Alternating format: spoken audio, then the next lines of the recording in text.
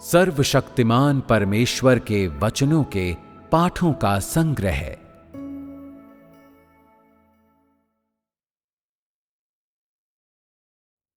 विजय के कार्यों का आंतरिक सत्य। 1।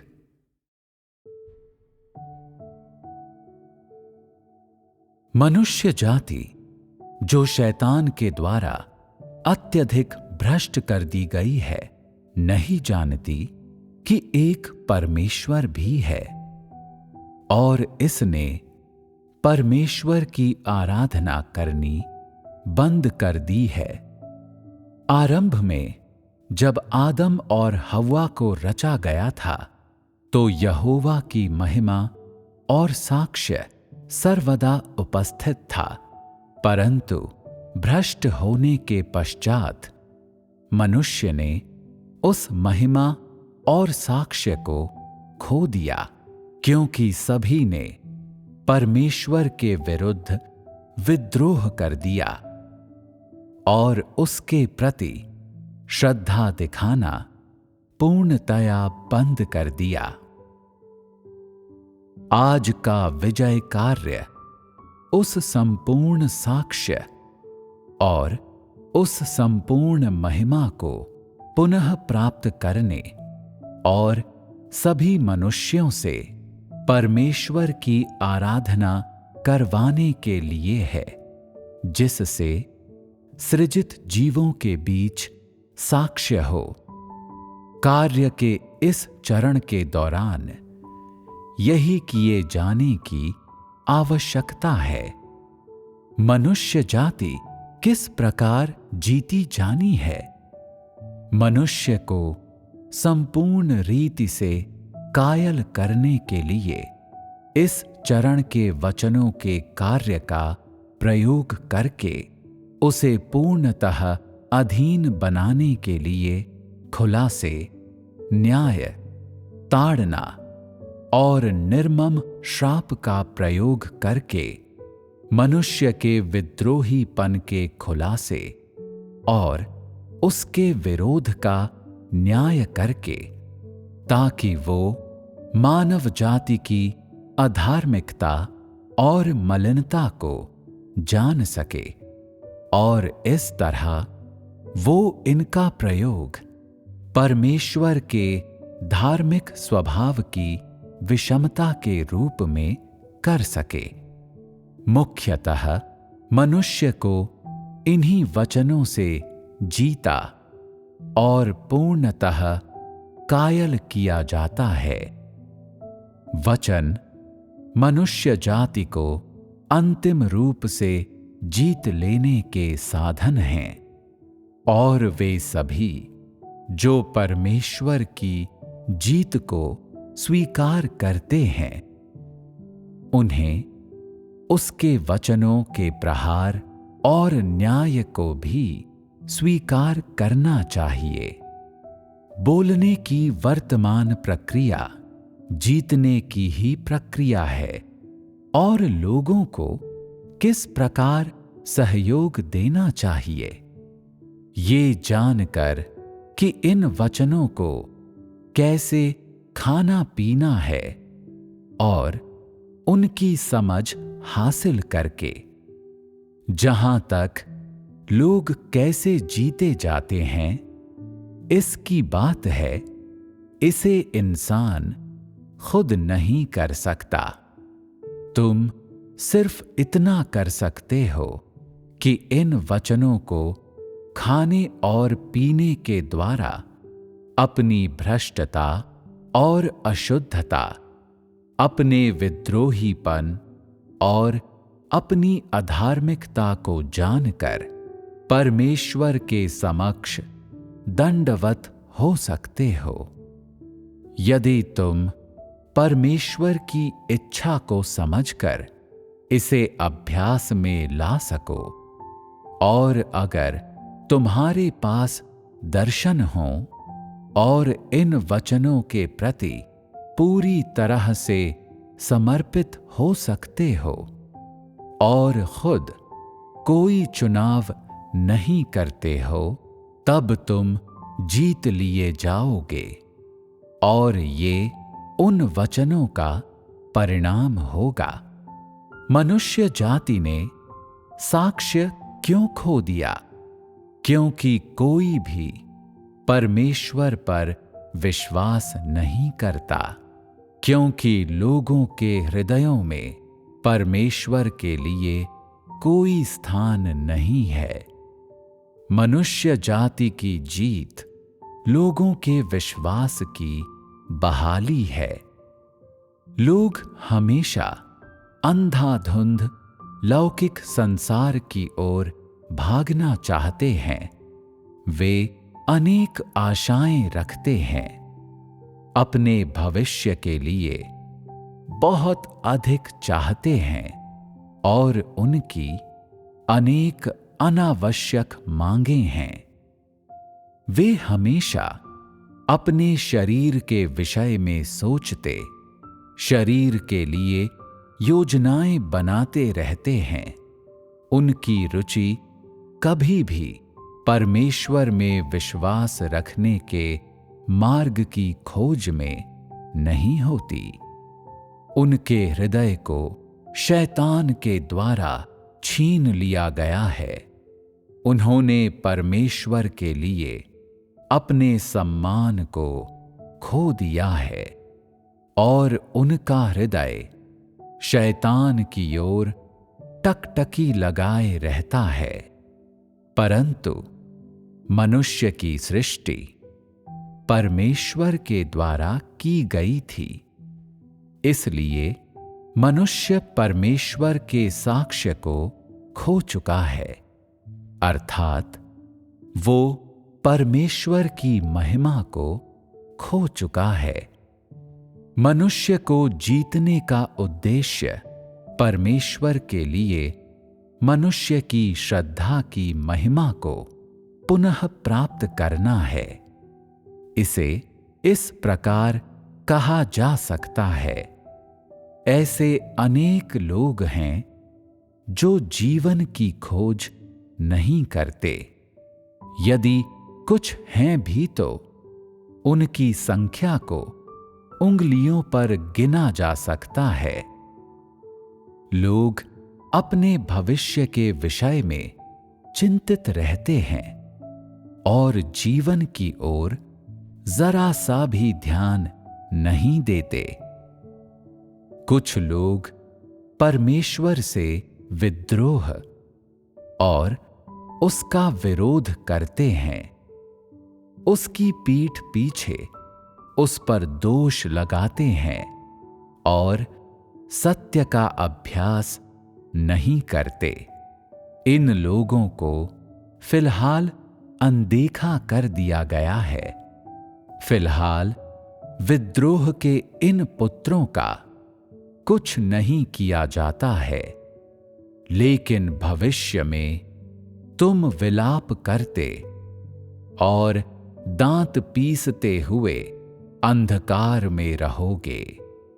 जब तुम ज्योति में रह रहे होते हो तो उसकी बहुमूल्यता का अनुभव नहीं करते, परंतु जब तुम अंधेरी रात में रहने लगोगे तब तुम इसकी बहुमूल्यता को जान जाओगे।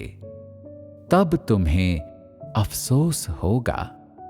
अभी तुम्हें अच्छा लगता है, परंतु वो दिन आएगा जब तुम्हें अफसोस होगा।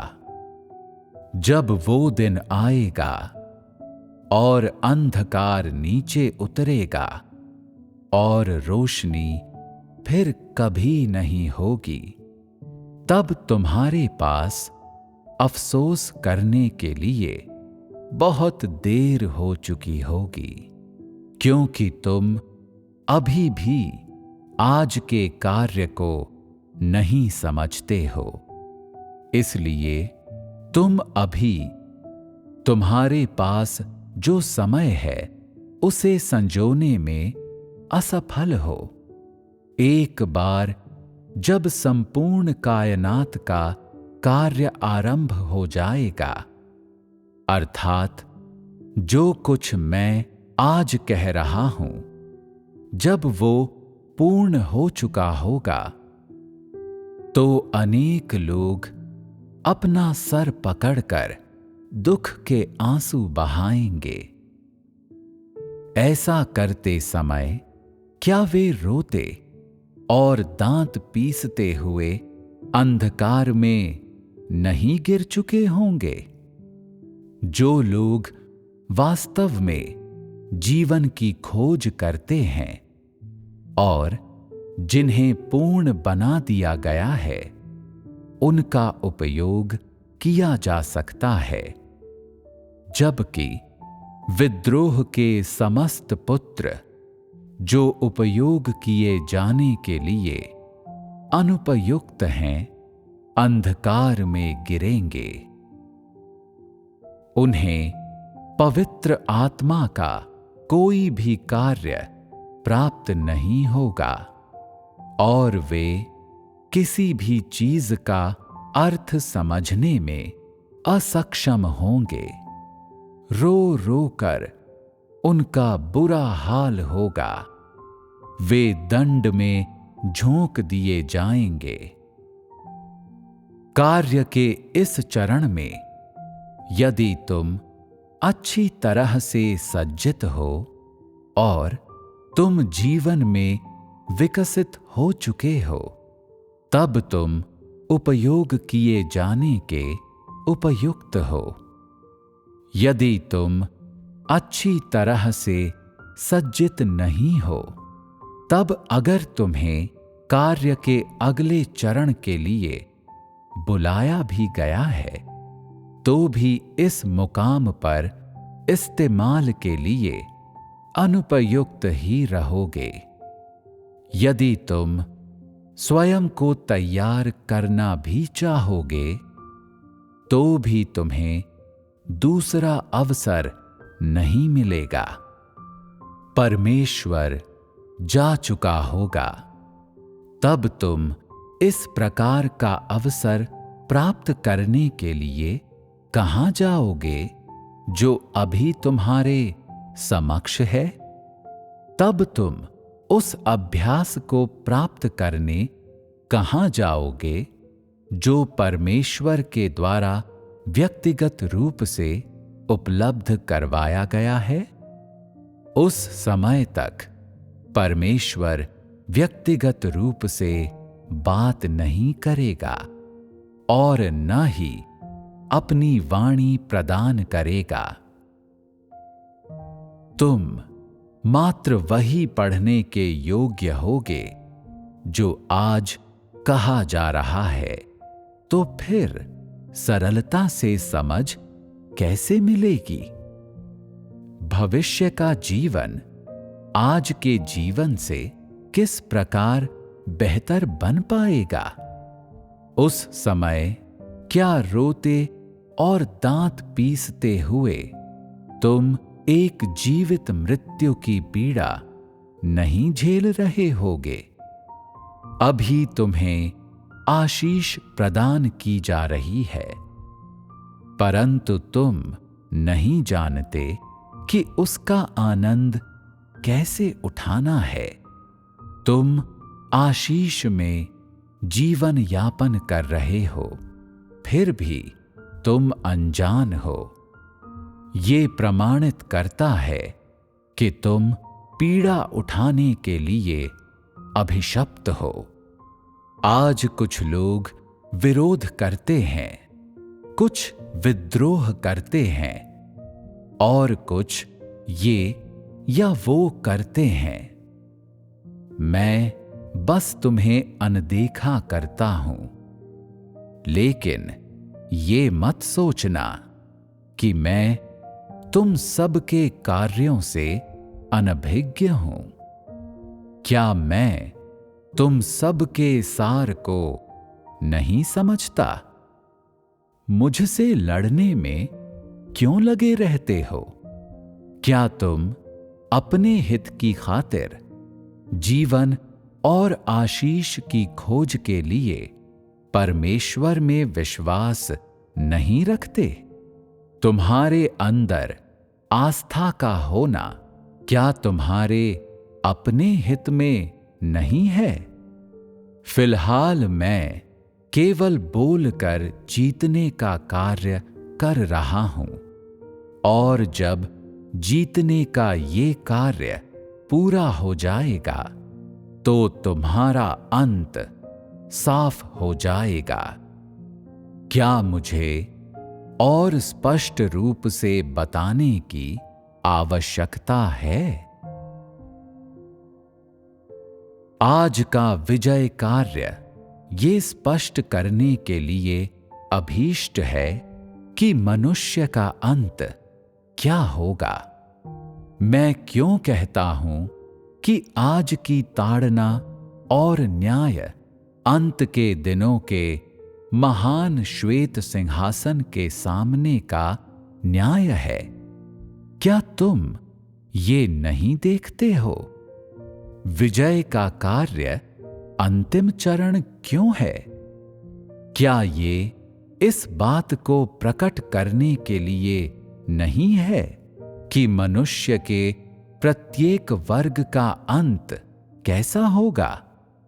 क्या ये प्रत्येक व्यक्ति को ताड़ना और न्याय के विजय कार्य के दौरान अपना असली रंग दिखाने और फिर उसके प्रकार के अनुसार वर्गीकृत करने के लिए नहीं है?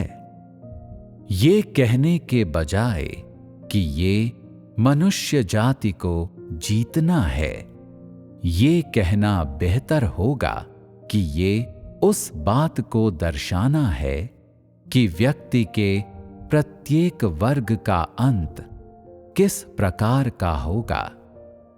ये लोगों के पापों का न्याय करने के बारे में है, और फिर मनुष्यों के विभिन्न वर्गों को उजागर करना और इस प्रकार ये निर्णय करना है कि वे दुष्ट हैं या धार्मिक हैं। विजय कार्य के पश्चात धार्मिक को पुरस्कृत करने और दुष्ट को दंड देने का कार्य आता है।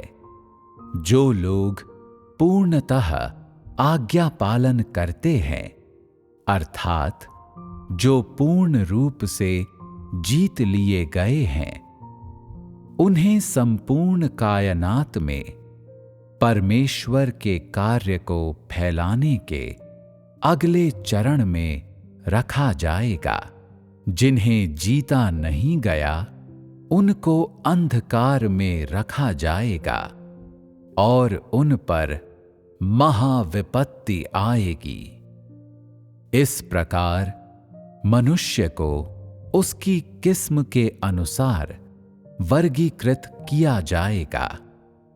दुष्कर्म करने वालों को दुष्टों के साथ समूहित किया जाएगा और उन्हें फिर कभी सूर्य का प्रकाश नसीब नहीं होगा, और धर्मियों को रोशनी प्राप्त करने और सर्वदा रोशनी में रहने के लिए भले लोगों के साथ रखा जाएगा। सभी बातों का अंत निकट है। मनुष्य को साफ तौर पर उसका अंत दिखा दिया गया है और सभी वस्तुओं का वर्गीकरण उनकी किस्म के अनुसार किया जाएगा। तब लोग इस तरह वर्गीकरण किए जाने की पीड़ा से किस प्रकार बच सकते हैं? जब सभी चीजों का अंत निकट होता है तो मनुष्य के प्रत्येक वर्ग के भिन्न अंतों को प्रकट कर दिया जाता है और ये संपूर्ण ब्रह्मांड को जीतने के कार्य के दौरान किया जाता है।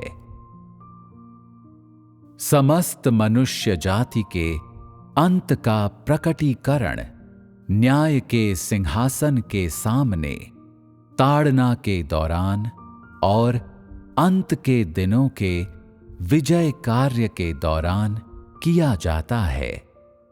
लोगों को किस्म के अनुसार वर्गीकृत करना उन्हें उनके वास्तविक वर्ग में लौटाना नहीं है, क्योंकि संसार की रचना के समय जब मनुष्य को बनाया गया था तब एक ही किस्म के मनुष्य थे।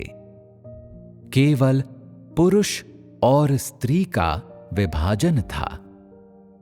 उस समय विभिन्न प्रकार के वर्ग नहीं थे। ये तो हजारों वर्षों की भ्रष्टता के पश्चात ही हुआ कि मनुष्य के अनेक वर्ग उत्पन्न हुए, जिसमें कुछ अशुद्ध हैवानों के अंतर्गत आते हैं, कुछ दुष्टात्माओं के अंतर्गत और कुछ जो सर्वशक्तिमान के प्रभुत्व के अधीन जीवन का मार्ग खोजते हैं। इसी रीति से ही धीरे धीरे लोगों के मध्य वर्ग अस्तित्व में आते हैं और इस तरह ही लोग मनुष्य के विस्तृत परिवारों में से वर्गों में विभाजित होते हैं। समस्त लोगों के पिता भिन्न हो गए हैं।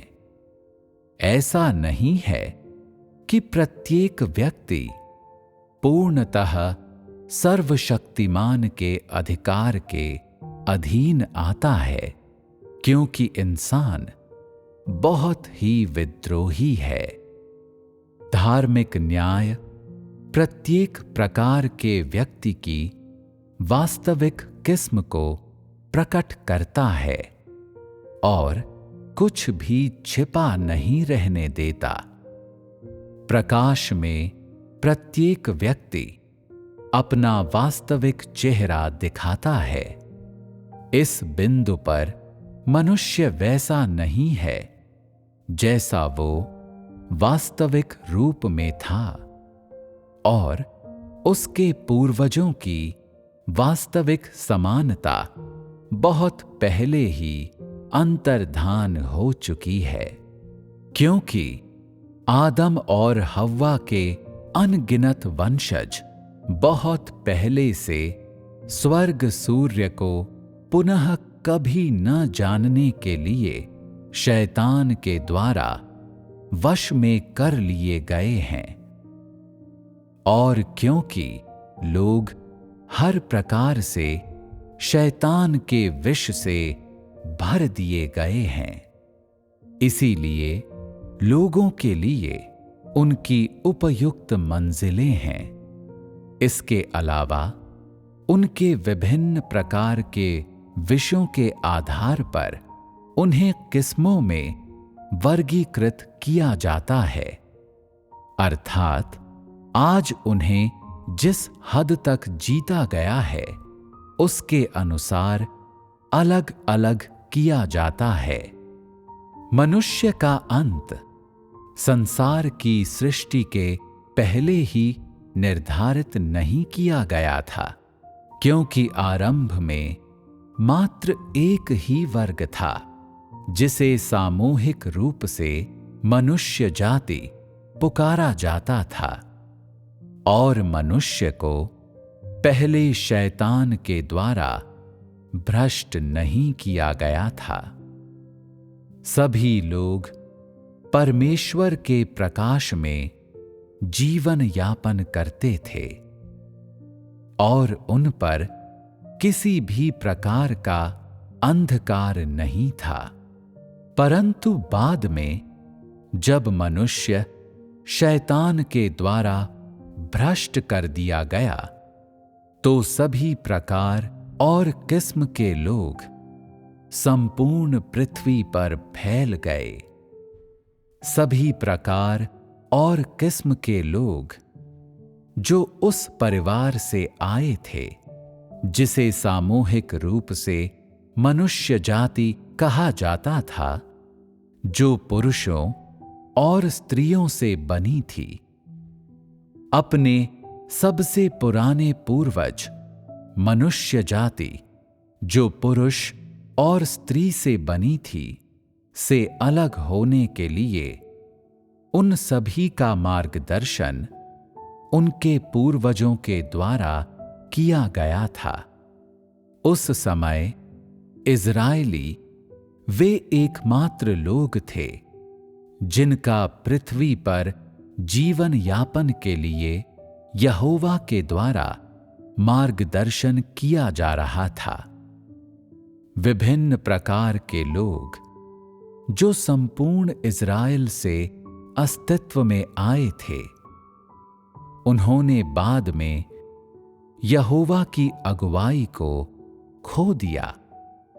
ये आरंभिक लोग जो मानव संसार के मामलों से पूरी तरह से अनभिज्ञ थे, वे उन क्षेत्रों में रहने के लिए अपने पूर्वजों के साथ हो लिए जिन क्षेत्रों पर उन्होंने अधिकार किया था, और आज तक ऐसा ही चला आ रहा है।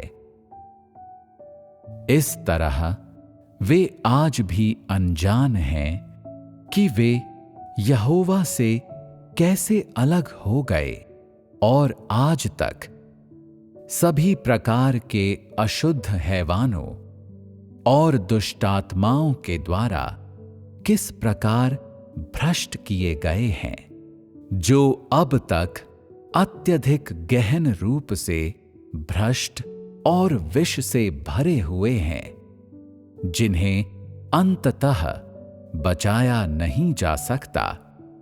उनके पास अपने पूर्वजों अशुद्ध हैवानों जिन्होंने उन्हें भ्रष्ट किया, उनके साथ जाने के अलावा और कोई विकल्प नहीं होगा। वे लोग जिन्हें अंततः बचाया जा सकता है, वे मनुष्य जाति की उपयुक्त मंजिल पर पहुंच जाएंगे, अर्थात उस अंत पर जो बचाए गए और जीते गए लोगों के लिए संरक्षित रखा गया है। उन सभी को बचाने के लिए सब कुछ किया जाएगा जिन्हें बचाया जा सकता है, परंतु उन असंवेदनशील असाध्य लोगों के पास अपने पूर्वजों के पीछे पीछे ताड़ना के अथाह गड्ढे में जाना ही एकमात्र विकल्प होगा। ये मत सोचो कि तुम्हारा अंत आरंभ में ही पूर्व नियत कर दिया गया था और इसे अब प्रकट किया गया है। यदि तुम ऐसा सोचते हो, तब क्या तुम भूल गए हो कि मनुष्य की आरंभिक रचना के दौरान किसी भी अलग शैतानी वर्ग की रचना नहीं की गई थी? क्या तुम भूल चुके हो कि आदम और हव्वा से बनी मात्र एक ही मनुष्य जाति को रचा गया था? यदि तुम आरंभ में ही शैतान के वंशज होते, तो क्या उसका अर्थ ये न होता कि जब यहोवा ने मनुष्य की रचना की, तब उसने एक शैतानी समूह को भी सम्मिलित कर लिया था? क्या वो ऐसा कुछ कर सकता था? उसने मनुष्य को अपने साक्ष्य के लिए बनाया था। उसने मनुष्य को अपनी महिमा के लिए रचा था। उसने जानबूझकर अपने विरोध के लिए शैतान की संतान के एक वर्ग को स्वेच्छा से क्यों बनाया होता? यहोवा ऐसा कैसे कर सकता था? यदि उसने ऐसा किया होता, तो कौन कहता कि वो धार्मिक परमेश्वर है? आज जब मैं ये बात कहता हूं कि तुम सब में से कुछ लोग अंत में शैतान के साथ जाएंगे, तो इसका अर्थ ये नहीं है कि तुम आरंभ से ही शैतान के साथ थे, बल्कि इसका अर्थ ये है कि तुम इतना गिर चुके हो कि यदि परमेश्वर ने तुम्हें बचाने का प्रयास किया भी है, तब भी तुम वो उद्धार पाने में असफल हो गए हो। तुम्हें शैतान के साथ वर्गीकृत करने के अलावा और कोई विकल्प नहीं है, क्योंकि तुम उद्धार के योग्य नहीं हो। इसका कारण ये नहीं है कि परमेश्वर तुम्हारे प्रति अधार्मिक है, अर्थात ऐसा नहीं है कि परमेश्वर ने जानबूझकर तुम्हारी नियति को शैतान की एक अभिव्यक्ति के रूप में तय कर दिया है और फिर तुम्हें शैतान के साथ वर्गीकृत करके जानबूझकर तुम्हें पीड़ित करना चाहता है। ये विजय कार्य का अंदरूनी सत्य नहीं है। यदि तुम ऐसा मानते हो तो तुम्हारी समझ बहुत ही एक पक्षीय है। विजय के अंतिम चरण का उद्देश्य लोगों को बचाना और उनके अंत को प्रकट करना है। ये न्याय के द्वारा लोगों की विकृति को भी प्रकट करना है और इस प्रकार उनसे पश्चाताप करवाना, उन्हें ऊपर उठाना, जीवन और मानवीय जीवन के सही मार्ग की खोज करवाना है।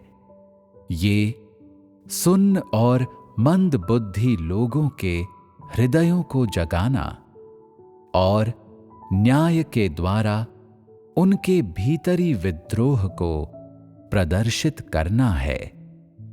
परंतु यदि लोग अभी भी पश्चाताप करने के अयोग्य हैं, अभी भी मानव जीवन के सही मार्ग को खोजने में असमर्थ हैं और अपनी भ्रष्टताओं को दूर करने के योग्य नहीं हैं, तो उनका उद्धार नहीं हो सकता और वे शैतान द्वारा निगल लिए जाएंगे। परमेश्वर के विजय कार्य के ये मायने हैं: लोगों को बचाना और उनका अंत भी दिखाना।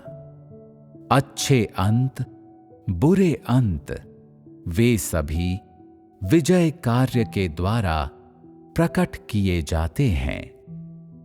लोग बचाए जाएंगे या शापित होंगे, ये सब विजय कार्य के दौरान प्रकट किया जाता है। अंत के दिन वे होते हैं जब सभी वस्तुएं जीतने के द्वारा किस्म के अनुसार वर्गीकृत की जाएंगी। जीतना अंत के दिनों का कार्य है। दूसरे शब्दों में, प्रत्येक व्यक्ति के पापों का न्याय करना अंत के दिनों का कार्य है। अन्यथा लोगों का वर्गीकरण किस प्रकार किया जाएगा? तुम सब में किया जाने वाला वर्गीकरण का कार्य संपूर्ण ब्रह्मांड में ऐसे कार्य का आरंभ है। इसके पश्चात समस्त देशों को और सभी लोगों में भी विजय कार्य किया जाएगा। इसका अर्थ ये है कि सृष्टि में प्रत्येक व्यक्ति किस्म के अनुसार वर्गीकृत किया जाएगा। वो न्याय किए जाने के लिए न्याय के सिंहासन के समक्ष आएगा। कोई भी व्यक्ति और कोई भी वस्तु इस ताड़ना और न्याय को सहने से बच नहीं सकती, और न ही कोई व्यक्ति और वस्तु ऐसी है जिसका किस्म के अनुसार वर्गीकरण नहीं किया जाता।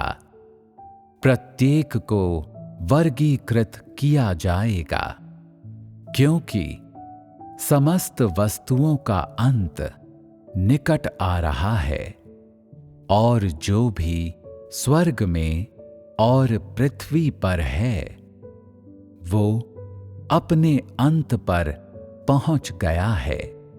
मनुष्य मानवीय अस्तित्व के अंतिम दिनों से कैसे बच सकता है? और इस प्रकार तुम सब और कितनी देर तक अपनी अनाज्ञाकारिता के कार्य को जारी रख सकते हो? क्या तुम सब नहीं देखते कि तुम्हारे अंतिम दिन सन्निकट हैं?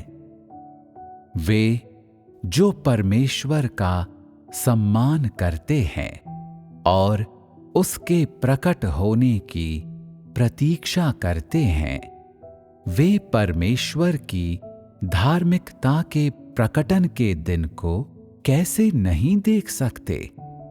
वे नेकी के लिए अंतिम पुरस्कार कैसे नहीं प्राप्त कर सकते? क्या तुम वो व्यक्ति हो जो भला करता है या वो जो बुरा करता है?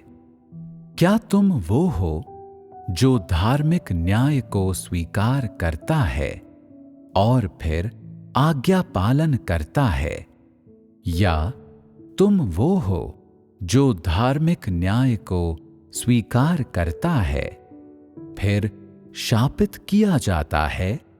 क्या तुम न्याय के सिंहासन के समक्ष प्रकाश में जीते हो, या तुम अधोलोक के अंधकार के बीच जीते हो?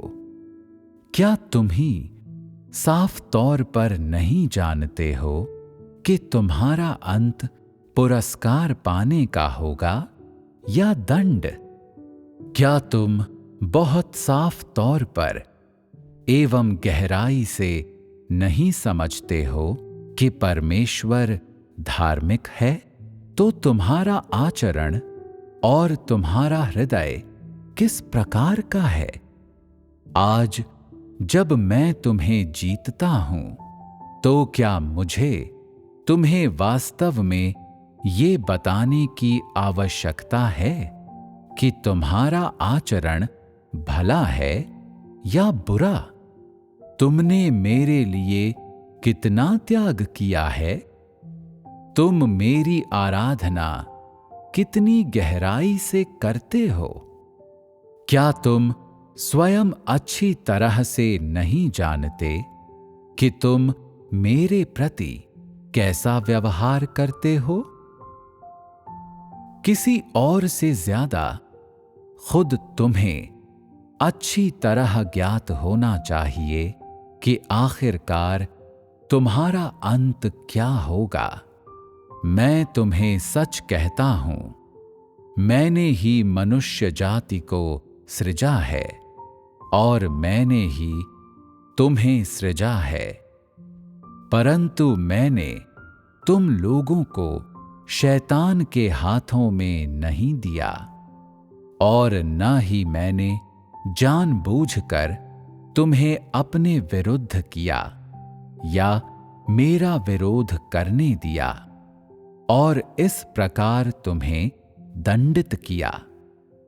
क्या ये सब विपत्तियां और पीड़ाएं तुमने इसलिए नहीं सही हैं क्योंकि तुम्हारे हृदय अत्यधिक कठोर और तुम्हारा आचरण अत्यधिक घृणित है? अतः क्या तुम सबने अपना अंत स्वयं निर्धारित नहीं किया है? क्या तुम अपने हृदय में इस बात को दूसरों से बेहतर नहीं जानते कि तुम सब का अंत कैसा होगा? मैं लोगों को इसलिए जीतता हूं क्योंकि मैं उन्हें प्रकट करना और तुम्हारा उद्धार करना चाहता हूं। ये तुमसे बुरा करवाने या जानबूझकर तुम्हें विनाश के नरक में ले जाने के लिए नहीं है।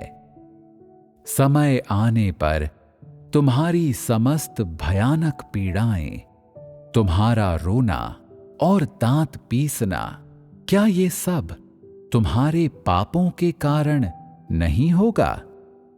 इस प्रकार क्या तुम्हारी अपनी भलाई या तुम्हारी अपनी बुराई ही तुम्हारा सर्वोत्तम न्याय नहीं है?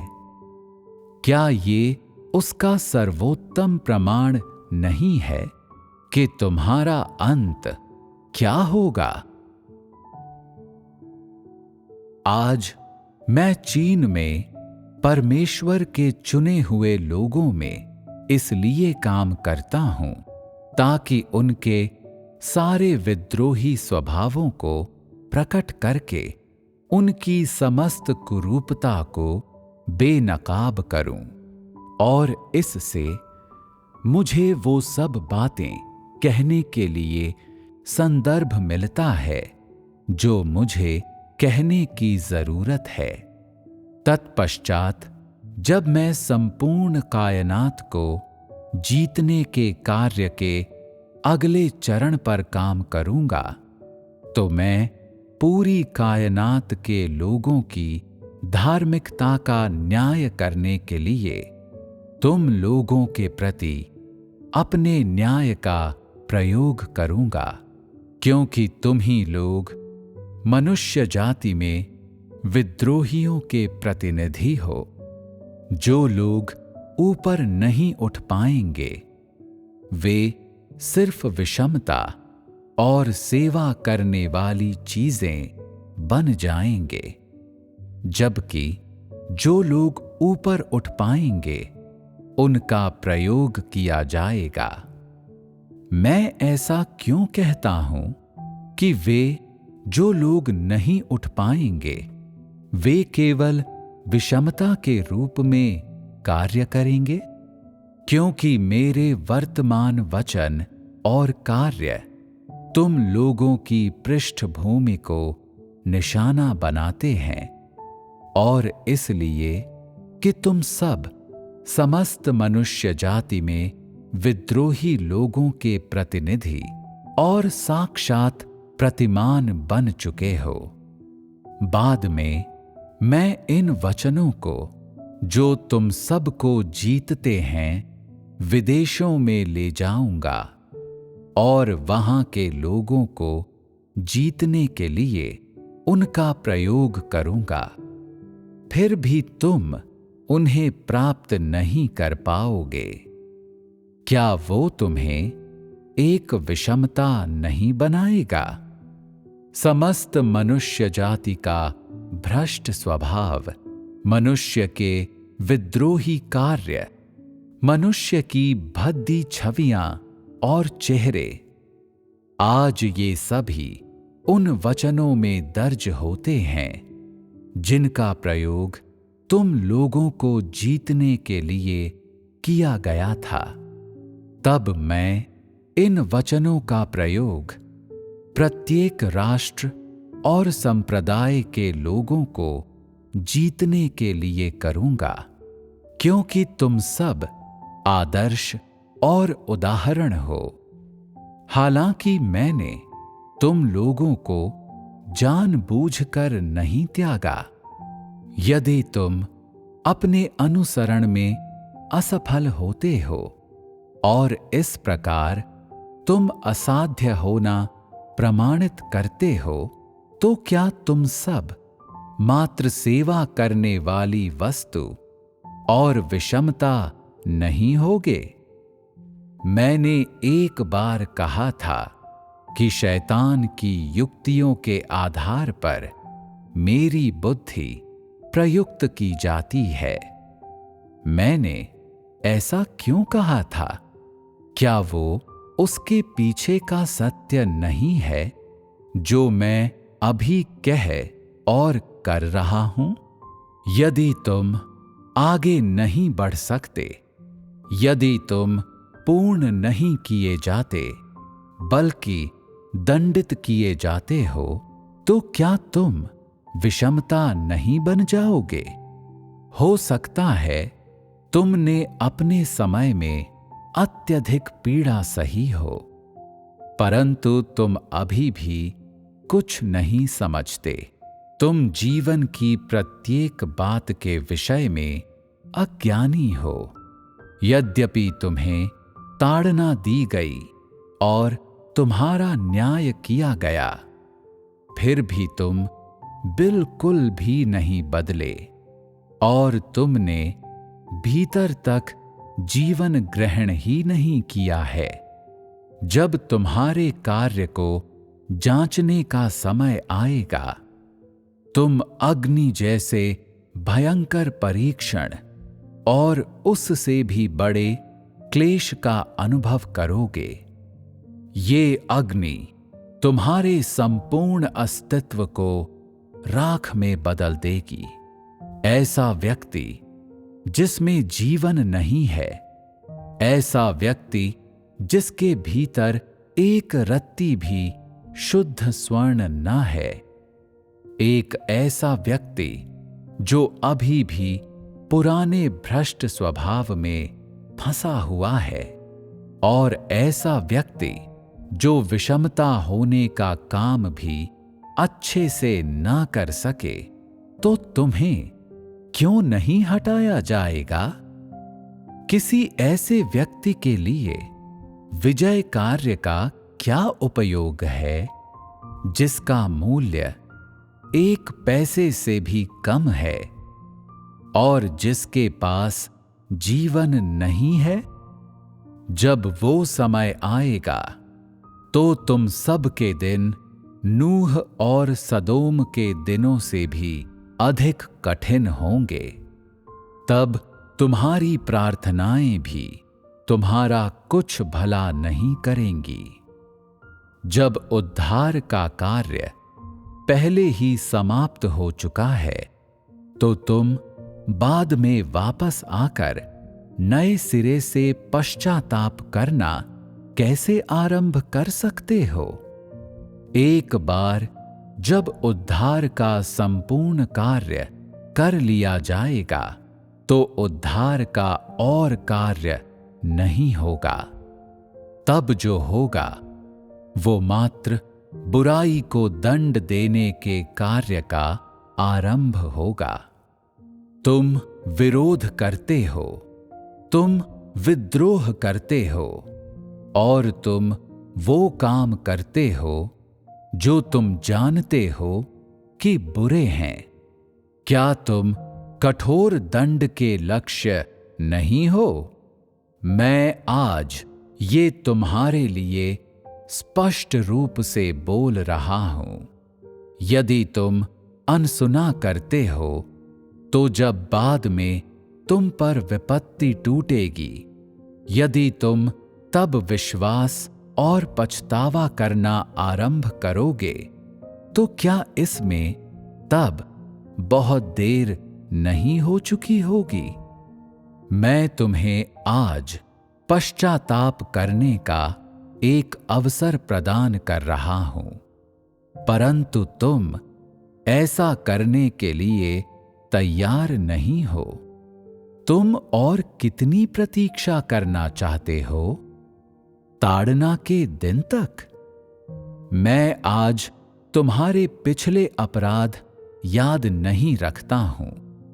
मैं तुम्हें बार बार क्षमा करता हूं, मात्र तुम्हारे सकारात्मक पक्ष को देखने के लिए।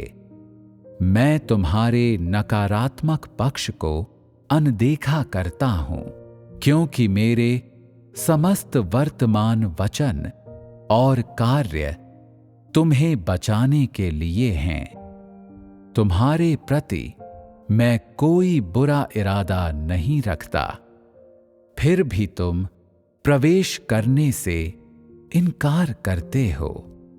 तुम भले और बुरे में अंतर नहीं कर सकते और नहीं जानते कि दयालुता की प्रशंसा कैसे की जाती है। क्या ऐसे लोग बस दंड और धार्मिक प्रतिफल की प्रतीक्षा नहीं कर रहे हैं? जब मूसा ने चट्टान पर प्रहार किया और यहोवा द्वारा प्रदान किया गया पानी उसमें से बहने लगा, तो ये उसके विश्वास के कारण ही था। जब दाऊद ने आनंद से भरे अपने हृदय के साथ मुझ यहोवा की स्तुति में वीणा बजाई, तो ये उसके विश्वास की वजह से ही था। जब अय्यूब ने अपने पशुओं को, जो पहाड़ों में भरे रहते थे और संपदा के गिने ना जा सकने वाले ढेरों को खो दिया और उसका शरीर पीड़ादायक फोड़ों से भर गया, तो ये उसके विश्वास के कारण ही था। जब वो मुझ यहोवा की आवाज को सुन सका और मुझ यहोवा की महिमा को देख सका, तो ये उसके विश्वास के कारण ही था। पतरस अपने विश्वास के कारण ही यीशु मसीह का अनुसरण कर सका था। उसे मेरे वास्ते सलीब पर चढ़ाया जा सका था और वो महिमामयी गवाही दे सका था, तो ये भी उसके विश्वास के कारण ही था। जब यूहन्ना ने मनुष्य के पुत्र की महिमामय छवि को देखा, तो ये उसके विश्वास के कारण ही था। जब उसने अंत के दिनों के दर्शन को देखा, तो ये सब और भी उसके विश्वास के कारण था। इतने सारे तथाकथित अन्य जाति राष्ट्रों ने मेरा प्रकाशन प्राप्त कर लिया है और जान गए हैं कि मैं मनुष्यों के बीच अपना कार्य करने के लिए देह में लौट आया हूं। ये भी उनके विश्वास के कारण ही है। वे सब जो मेरे कठोर वचनों के द्वारा मार खाते हैं और फिर भी वे उनसे सांत्वना पाते हैं और बचाए जाते हैं, क्या उन्होंने ऐसा अपने विश्वास के कारण ही नहीं किया है? लोग अपने विश्वास के कारण बहुत कुछ पा चुके हैं और वो हमेशा आशीष नहीं होता। उन्हें शायद उस तरह की प्रसन्नता और आनंद का अनुभव न हो जो दाऊद ने अनुभव किया था, या यहोवा के द्वारा प्रदान किया गया वैसा जल प्राप्त न हो जैसा मूसा ने प्राप्त किया था। उदाहरण के लिए अय्यूब को उसके विश्वास की वजह से यहोवा द्वारा आशीष प्रदान किया गया था, लेकिन वो विपत्ति से भी पीड़ित हुआ। चाहे तुम्हें आशीष प्राप्त हो या तुम किसी आपदा से पीड़ित हो, दोनों ही आशीषित घटनाएं हैं। विश्वास के बिना तुम ये विजय कार्य प्राप्त नहीं कर सकते। आज अपनी आंखों से यहोवा के कार्य को देख पाना तो दूर की बात है, तुम देख भी नहीं पाओगे। प्राप्त करना तो दूर की बात है। ये विपत्तियां, ये आपदाएं और ये समस्त न्याय यदि ये तुम पर न टूटते तो क्या तुम आज यहोवा के कार्य को देखने में समर्थ होते? आज ये विश्वास ही है जो तुम्हें जीत लिए जाने देता है, और ये तुम्हारा जीता जाना ही है जो तुम्हें यहोवा के प्रत्येक कार्य पर विश्वास करने देता है। ये मात्र विश्वास के कारण ही है कि तुम इस प्रकार की ताड़ना और न्याय पाते हो। इस ताड़ना और न्याय के द्वारा तुम जीते और पूर्ण किए जाते हो। आज जिस प्रकार की ताड़ना और न्याय तुम पा रहे हो, उसके बिना तुम्हारा विश्वास व्यर्थ होगा, क्योंकि तुम परमेश्वर को नहीं जान पाओगे। इससे कोई फर्क नहीं पड़ता कि तुम उसमें कितना विश्वास करते हो, तुम्हारा विश्वास फिर भी वास्तव में एक निराधार खाली अभिव्यक्ति ही होगी। जब तुम इस प्रकार के विजय कार्य को प्राप्त कर लेते हो जो तुम्हें पूर्णतः आज्ञाकारी बनाता है, तभी तुम्हारा विश्वास सच्चा और विश्वसनीय बनता है और तुम्हारा हृदय परमेश्वर की ओर फिर जाता है। भले ही तुम आस्था इस शब्द के कारण न्याय और शाप झेलो, फिर भी तुम्हारी आस्था सच्ची है और तुम सबसे वास्तविक और सबसे बहुमूल्य वस्तु प्राप्त करते हो। ऐसा इसलिए है क्योंकि न्याय के इस मार्ग में ही तुम परमेश्वर की सृष्टि की अंतिम मंजिल को देखते हो। इस न्याय में ही तुम देखते हो कि सृष्टिकर्ता से प्रेम करना है। इस प्रकार के विजय कार्य में तुम परमेश्वर के हाथ को देखते हो। इसी विजय कार्य में तुम मानव जीवन को पूरी तरह समझते हो। इसी विजय कार्य में तुम मानव जीवन के सही मार्ग को प्राप्त करते हो और मनुष्य के वास्तविक अर्थ को समझ जाते हो। इसी विजय में तुम सर्वशक्तिमान के धार्मिक स्वभाव और उसके सुंदर महिमामय मुखमंडल को देखते हो। इसी विजय कार्य में तुम मनुष्य की उत्पत्ति को जान पाते और समस्त मनुष्य जाति के पूरे अनश्वर इतिहास को समझते हो। इसी विजय में तुम मनुष्य जाति के पूर्वजों और मनुष्य जाति के भ्रष्टाचार के उद्गम को समझते हो। इसी विजय में तुम आनंद और आराम के साथ साथ अनंत ताड़ना, अनुशासन और उस मनुष्य जाति के लिए सृष्टिकर्ता की ओर से फटकार के वचन प्राप्त करते हो जिसे उसने बनाया है। इसी विजय कार्य में तुम आशीष प्राप्त करते हो और तुम वे आपदाएं प्राप्त करते हो जो मनुष्य को प्राप्त होनी चाहिए।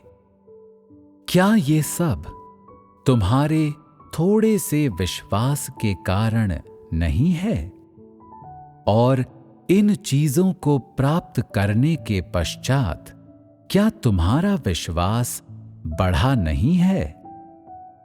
क्या तुमने बहुत कुछ प्राप्त नहीं कर लिया है? तुमने मात्र परमेश्वर के वचन को ही नहीं सुना और परमेश्वर की बुद्धि को ही नहीं देखा, अपितु तुमने उसके कार्य के प्रत्येक चरण को भी व्यक्तिगत रूप से अनुभव किया है। हो सकता है तुम कहो कि यदि तुम्हारे पास विश्वास नहीं होता तो तुम इस प्रकार की ताड़ना और न्याय से पीड़ित न होते, परंतु तुम्हें जानना चाहिए कि बिना विश्वास के न केवल तुम इस प्रकार की ताड़ना और सर्वशक्तिमान से इस प्रकार की देखभाल प्राप्त करने में अयोग्य होते, अपितु तुम सृष्टिकर्ता से मिलने के सुअवसर को भी सर्वदा के लिए खो देते। तुम मनुष्य जाति के उद्गम को कभी भी नहीं जान पाते और न ही मानव जीवन की महत्ता को समझ पाते। चाहे तुम्हारे शरीर की मृत्यु हो जाती और तुम्हारी आत्मा अलग हो जाती, फिर भी तुम सृष्टिकर्ता के समस्त कार्यों को नहीं समझ पाते।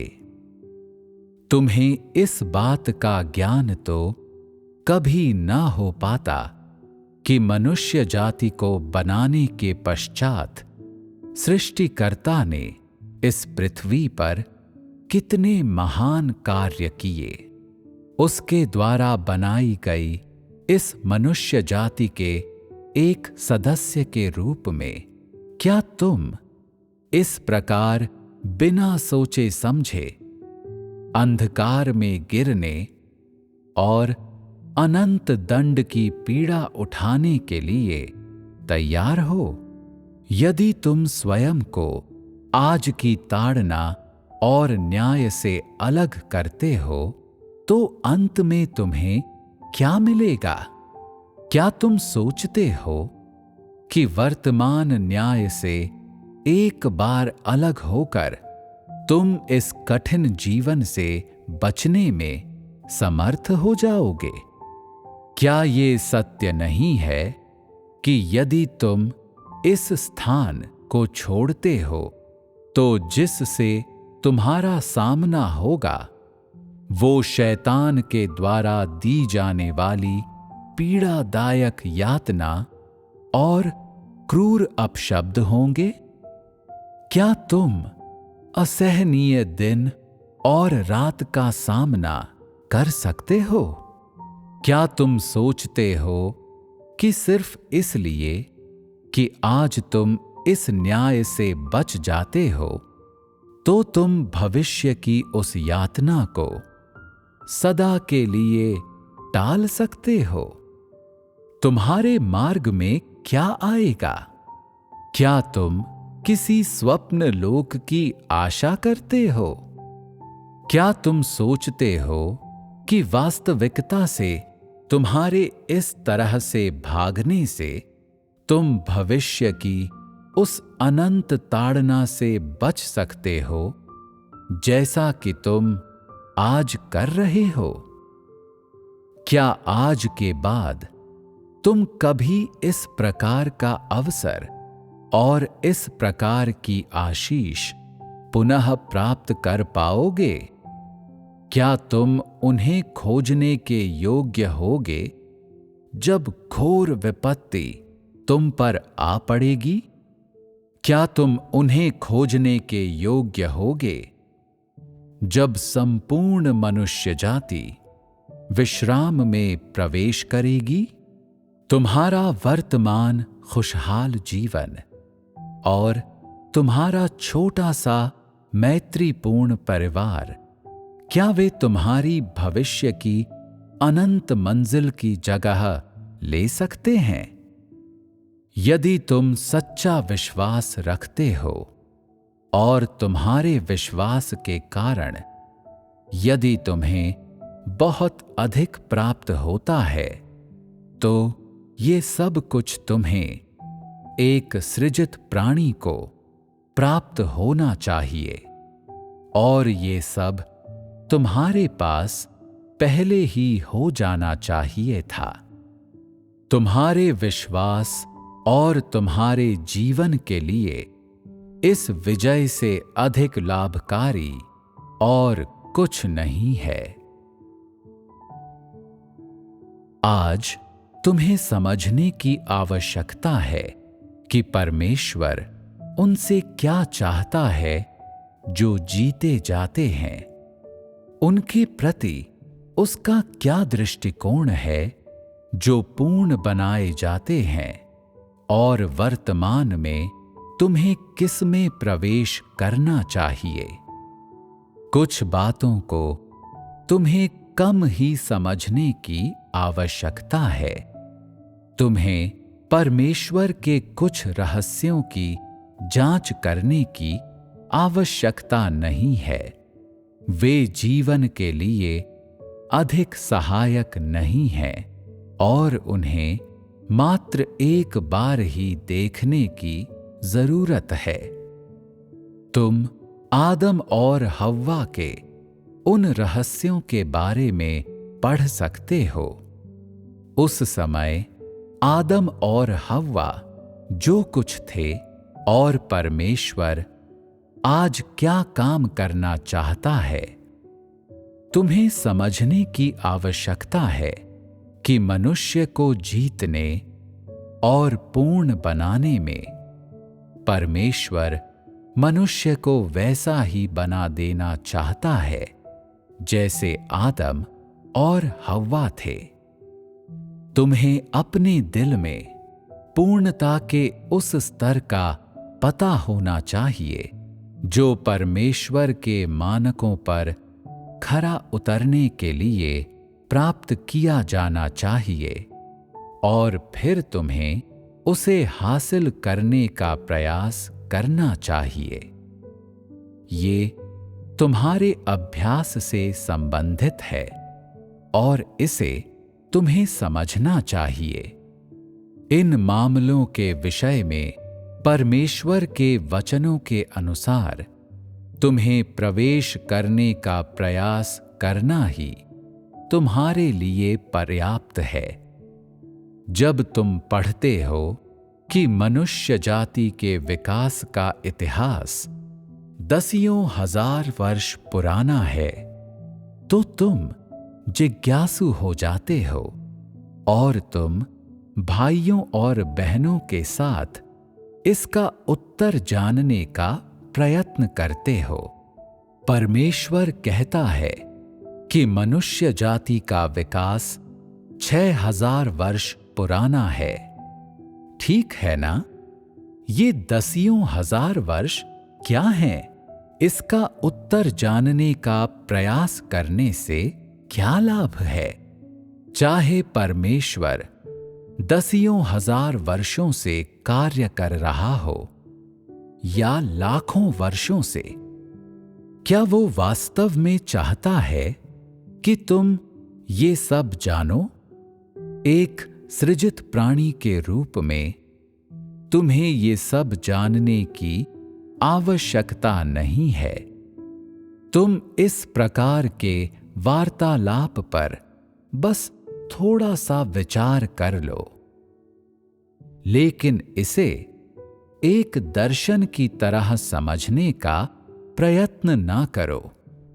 तुम्हें केवल इतना जानने की आवश्यकता है कि आज तुम्हें किस में प्रवेश करना है और क्या समझना, और फिर उस पर अच्छी पकड़ बनानी है।